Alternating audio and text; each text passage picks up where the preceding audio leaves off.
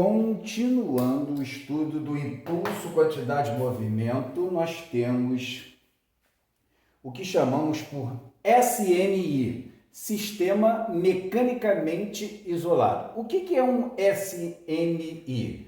É todo aquele sistema onde o corpo ou os corpos, todos que integram o sistema, possuem resultante das forças externas nula. Então você analisa o corpo ou os diversos corpos desse sistema e você vai verificar se a força resultante sobre eles é nula ou não. Sendo nula, o sistema é mecanicamente isolado. Se a força resultante for diferente de zero, não será um SMI, ok? Basicamente, para que um sistema seja mecanicamente isolado, somente as forças internas atuam sobre os corpos. O que um corpo exerce sobre o outro, terceira lei de Newton, o outro exerce sobre o então isso é um agente interno, não é a força externa. Desta forma, nós temos duas condições. O equilíbrio estático, quando o corpo ou os corpos estiverem em repouso, com velocidade nula, ou então o equilíbrio dinâmico, já também visto, assim como o equilíbrio estático na dinâmica newtoniana, as leis de Newton, o equilíbrio dinâmico quando o corpo está dotado, o corpo ou os corpos estejam dotados de MRU, movimento retilíneo uniforme. A velocidade deve ser mantida constante e não pode ser igual a zero, evidentemente, senão recairá no equilíbrio estático. Fiz uma observação aqui, que eu estou a todo o tempo comentando. Todos os corpos que integram o sistema devem obedecer à condição, porque às vezes você imagina, só tenha dois corpos, então todos os corpos, N corpos que estejam integrando o sistema devem satisfazer a condição da força resultante nula. Satisfazendo essa condição, a gente pode aplicar o princípio da conservação da quantidade de movimento. Num sistema mecanicamente isolado, a quantidade de movimento se mantém constante. Nós chamamos carinhosamente esse princípio por Q antes igual a Q depois. Não esqueça que quantidade de movimento é grandeza física vetorial, então tem que tomar um certo cuidadinho ali com a direção e o sentido. O cálculo do módulo é fácil, porque quantidade de movimento é massa vezes velocidade. Beleza. Estou colocando um exemplo bem prático e clássico para vocês aqui. Um homem, esse daqui, olha, com 70 kg de massa, ele corre com uma velocidade de 3 metros por segundo ao encontro de um carrinho. Esse carrinho, cuja massa vale 30 kg, está à frente dele com uma velocidade de 1. Respectivamente, observa que ambos estão na mesma direção e no mesmo sentido. Beleza. Tranquilo. Vamos imaginar o que vai acontecer. Visto que a velocidade do homem é maior que a do carrinho e estão na mesma direção e no mesmo sentido, esse camarada aqui ele vai alcançar o carrinho e, como diz a questão, ele vai saltar para cima dele, cair dentro do carrinho e ambos vão continuar a se movimentar conjuntamente. Com que velocidade? Que é o que se pergunta.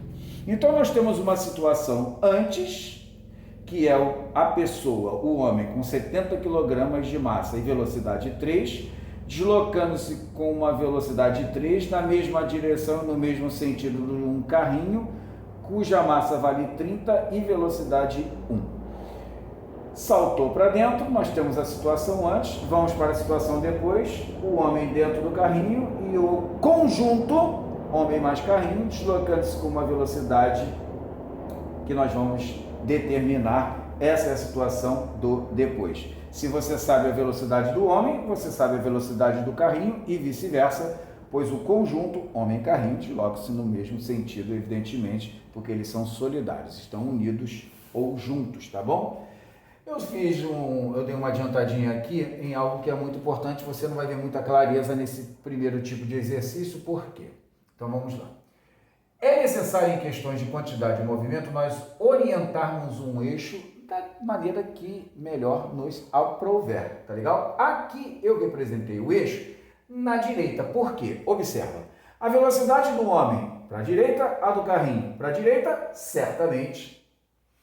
porque fisicamente seria impossível, certamente a velocidade do conjunto também estará para a direita. Por que eu orientei o eixo para a direita estrategicamente? Velocidades que estão no mesmo sentido da orientação do eixo terão sinal positivo. Velocidade na mesma direção e mesmo sentido da orientação do eixo, valor, sinal positivo.